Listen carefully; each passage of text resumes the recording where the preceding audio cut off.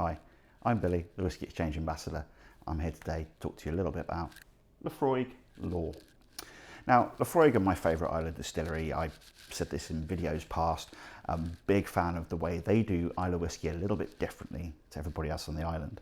Islay's famous for mostly producing really big, smoky, peaty whiskey, and Laphroaig dives straight into the medicinal end of that. TCP, iodine, sea spray.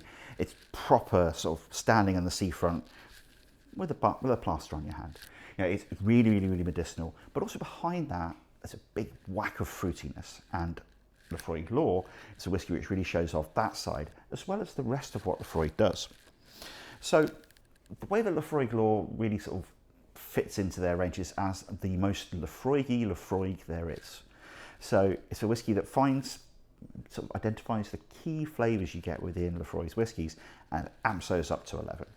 So it's got fruit, it's got that medicinal smoke, it's quite dry, doesn't get into the sweet sort of sticky end of things, and it's also just got this beautiful sort of coastal character to it as well. So on the nose, you just get immediately a burst of that medicinal peat, exactly as you expect from Laphroaig. It smells like Laphroaig, it smells of TCP, it smells of iodine, it smells of bandages, it's got tar, it's got sea spray, sort of like standing on the beach, watching the waves crash on the sand. But it's also behind that got some fruitiness. So some orchard fruit, some apples, a little bit of pear, tilting almost into the tropical. It's like a hint of something that could become pineapple.